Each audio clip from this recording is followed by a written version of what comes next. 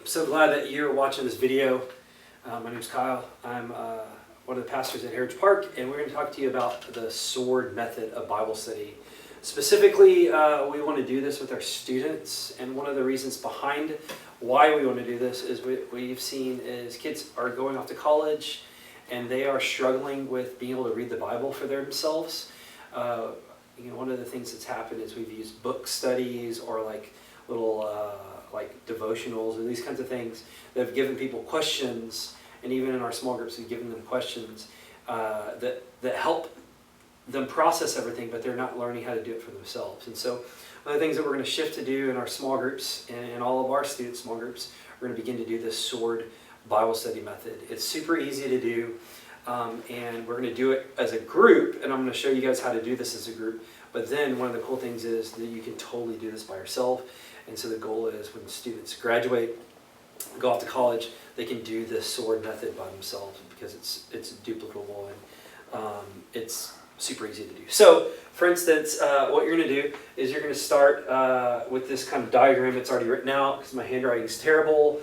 We have the sword, right? And this will help you kind of give you a framework of some questions to ask when you do this. So what you do is you start off with a passage.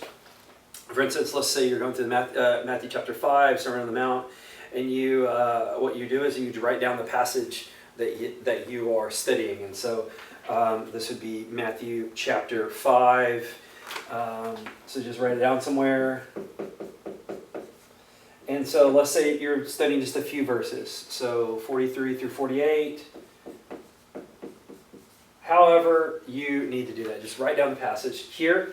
And then you're going to look at the sword, and the sword, kind of the front point points up. So the first question is, what does this say about God? And so you read through this. The passage is about loving your enemies. You're probably familiar with it.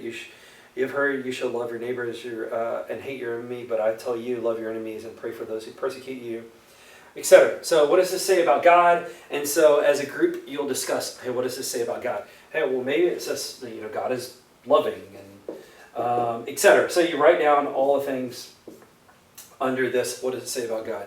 Great, you do that, you spend some time discussing these things, kind of clarifying some things for students, for the people in your group. And then you get down to the handle, what does this say about man? Okay, well, maybe we love more naturally the people that look like us and or smell like us and these kinds of things. And maybe we should think about loving others differently, and those kinds of things. And so you write down those things. What does it say about man? You write that. Super easy. And then you get to this side thing, and it's a small acronym, SPEC, S-P-E-C. Is there a sin to avoid? Is there a promise to claim? Is there an example to follow? And is there a command to obey? And so you begin to look through the passage. Hey, is there a sin to avoid? And so you would, obviously, in a passage like this, it would be, maybe pride, anger, those kinds of things, right? Unforgiveness. You begin to write through, hey, what are some of the sins that it's talking about avoiding here in this passage? And then, hey, is there a promise to claim here? And you can probably, as you look at the passage, you chew on the passage a little bit, you begin to see, okay, hey, if I begin to do this, I'll begin to see people the way God sees. And so here's, there's a promise there. You see another promise.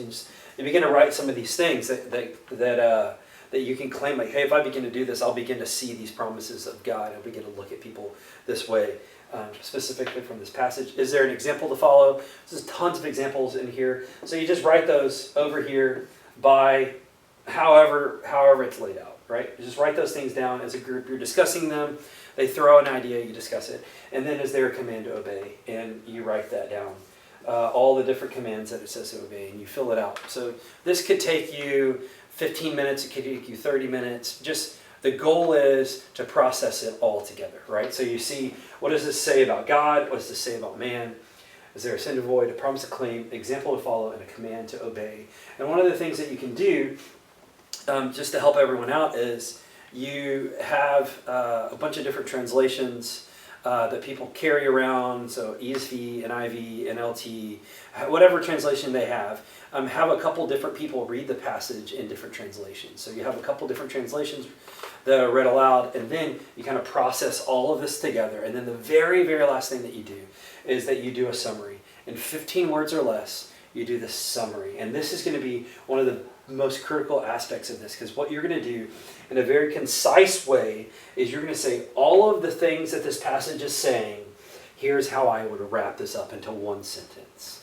You have to be really concise. It's going to be difficult. You might start off with 30 words and kind of parse it down a little bit. But what you want to do is summarize it in 15 words or less. And what we believe is going to happen is what we're going to do through this is we're going to point people towards reading the scriptures, learning to read them for themselves, learning to interpret it in a community, but then also learning to be able to interpret it for themselves. I believe this is going to be really super helpful for all of our students as they kind of launch off into adulthood so they can continue following Jesus. So, hope this is helpful.